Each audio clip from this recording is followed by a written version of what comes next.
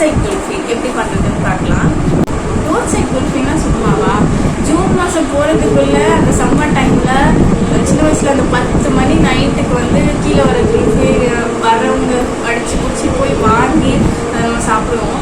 So அந்த ஸ்டைலில் அதே டேஸ்ட்டில் நம்ம வீட்டில் எப்படி செய்கிறதுன்னு பார்க்கலாமா? இப்போ இதுக்கு வந்து நான் 1 லிட்டர் பால் எடுத்திருக்கேன். இப்போ இது சூடாகிற வரைக்கும் நம்ம இதை கொதிக்க விடலாம். இப்போ பால் நல்லா சுண்டுறதுக்குள்ள முந்திரியையும் ஏலக்காவையும் மிக்ஸி ஜாரில் போட்டு நல்லா கிரைண்ட் பண்ணிக்கலாம். ஆனால் இந்த பாதாம்னு வரப்போ நம்ம லைட்டாக தான் கிரைண்ட் பண்ணோம். ஏன்னா அது பல்பாக இருந்தால் தான் நம்ம சாப்பிடும்போது க்ரன்ச்சியாக நல்லாயிருக்கும். ஒருவேளை உங்கள் வீட்டில் ரொம்ப கம்மி பேர் இருந்தாங்கன்னா இதுலேயே 7 பாதாம் 7 முந்திரி இந்த மாதிரி நீங்கள் எடுத்துக்கலாம். ஸோ இப்போ பால் நல்லா சுண்டிகிட்ருக்கு. இந்த கேப்பில் போயிட்டு நம்ம வச்சுருக்க மிக்சரை அரைச்சி எடுத்துக்கலாம். ஸோ இப்போ இதை மிக்ஸி ஜாருக்கு மாற்றிடலாம். இப்போ வந்து முந்திரியையும் ஏலக்காவையும் போட்டு நல்லா அரைச்சி எடுத்துக்கோங்க. பார்க்கவே இந்த பதத்தில் இருக்கணும். அதுக்கப்புறமா நம்ம பாதாம் போட்டு சும்மா 2 தடவை அரைச்சி குறப்பாக எடுத்துக்கிட்டால் போதும். பார்த்தாலே நமக்கு தெரியும் துருவல் மாதிரி இது வந்திருக்கு அழகாக. இப்போ பால் 1/2 லிட்டர் சுண்டிருக்கு. இருக்க மில்க் மேக்கில் 300 கிராம்ஸ் இருக்குது. இதில் நம்ம 100 கிராம் ஆட் பண்ணிக்கிட்டா போதும். இப்போ இதை சேர்த்துக்கலாம்.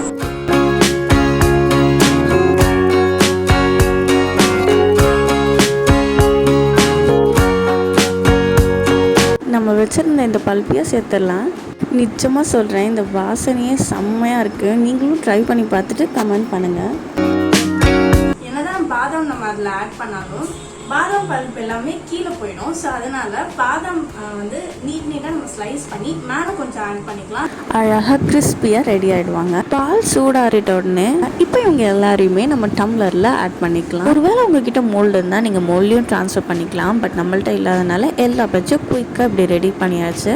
இப்போ இதுக்கு மேலே நம்ம ஸ்லைஸ் பண்ணி வச்சுருந்த பாதாமே ஆட் பண்ணியாச்சு.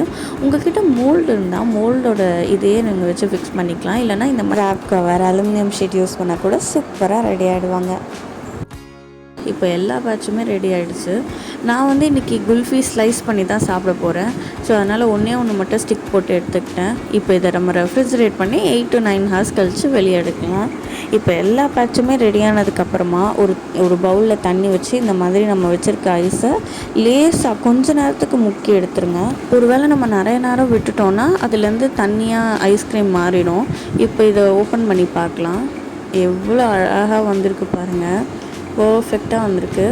இப்போ இதை நம்ம லேசாக கத்தியில் சைடில் கட் பண்ணிவிட்டு வெளியே எடுத்தோன்னா எவ்வளோ அழகாக வந்திருக்கு பாருங்கள். இப்போ நம்மளோட ரோட் சைட் குல்ஃபி சூப்பராக அட்டகாசமாக ரெடி ஆகிடுச்சு. இது ரொம்ப சிம்பிள், டைம் கன்சியூமிங்கும் கிடையாது. அதனால நீங்கள் உங்கள் கிட்ஸுக்கு செஞ்சு கொடுத்தீங்கன்னா ரொம்பவே என்ஜாய் பண்ணி சாப்பிடுவாங்க. ஸோ இப்போ நம்ம டேஸ்ட் பண்ணி ஜாலியாக என்ஜாய் பண்ணலாம். இப்போ இதை ஒரு குட்டி பைட் எடுத்து சாப்பிட்டு பார்ப்போமா? இந்த வீடியோ பிடிச்சிருந்தா தொடர்ந்து இந்த சேனலை பாருங்கள்.